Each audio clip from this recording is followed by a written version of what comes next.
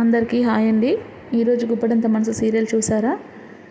గుప్పడంత మనసు serial team వాళ్ళు నిన్న రిలీజ్ చేసిన ప్రోమోని మ్యాక్సిమం అందరు చూసే ఉంటారు కదా.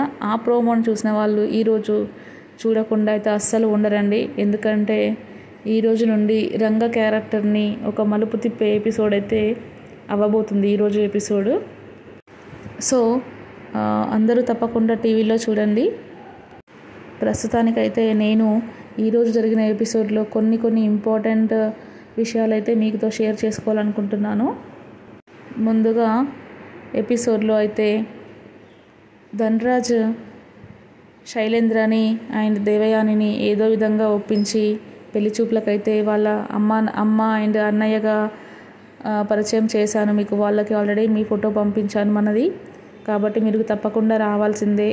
రాకపోతే మీ గురించిన నిజాలని నాకు తెలుసు కాబట్టి నేను మీ యొక్క నిజ రూపాన్ని నేను అందరి ముందు బయట పెట్టాల్సి వస్తుంది అని బ్లాక్మెయిల్ చేసి ధనరాజ్ పెళ్లి చూపులకైతే తీసుకెళ్తాడు.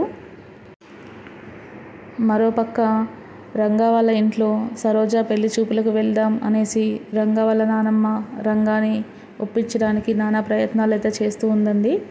కానీ రంగా, నేను ఆ పెళ్లి చూపులకు రాను నానమ్మ, నేను అక్కడికి వస్తే నా సరోజ వల్ల నాన్న నన్ను ఏది జరిగినా కూడా నన్నే తిడతాడు, కాబట్టి నేను ఆ పెళ్లి చూపులకు రాకపోవడమే మంచిది.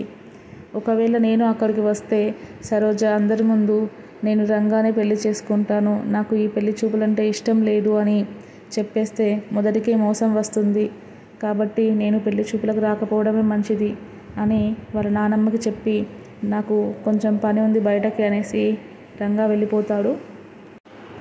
ధనరాజ్ దేవయాని శైలేంద్ర కార్లు వెళ్తూ ఉన్నప్పుడు ధనరాజ్ వాళ్ళ అడ్రస్ అయితే మర్చిపోతాడు. అప్పుడు పెళ్ళి సంబంధం వాళ్ళ ఇంటికి కాల్ చేసి అడ్రస్ పంపమని లొకేషన్ అడుగుతాడు. అప్పుడు సరోజ వాళ్ళ నాన్న సరోజకి చెప్పి లొకేషన్ పంపించమని చెప్తాడు. అప్పుడు వాళ్ళు పంపించిన లొకేషన్లో వస్తూ ఉండగా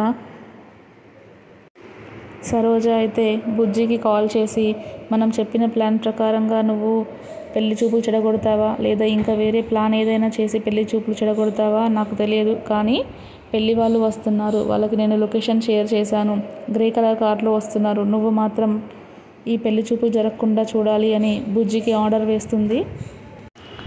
అప్పుడు బుజ్జి వెంటనే వెళ్ళేసి శైలేంద్ర వాళ్ళు వస్తున్న కార్కి అడ్డంగా బండిపైన అయితే పడుకుని ఉంటాడు.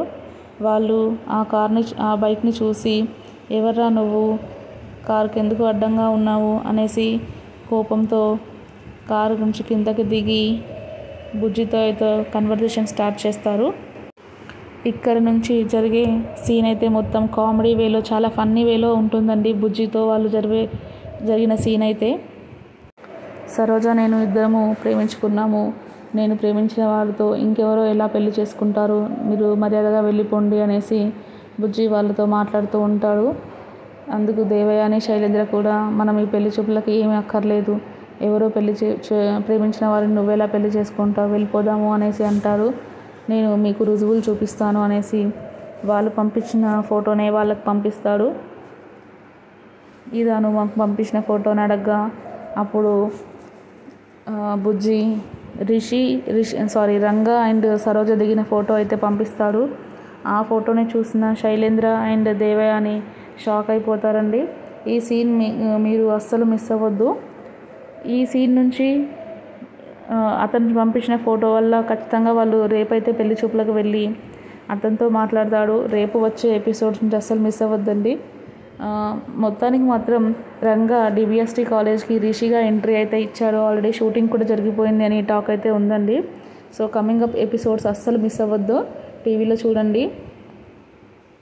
అండ్ గుప్పడంత మనసు సీరియల్ ఎండింగ్ అవుతుంది అని అంటున్నారు, బట్ ఇప్పట్లో అయితే ఎండ్ అవ్వదండి.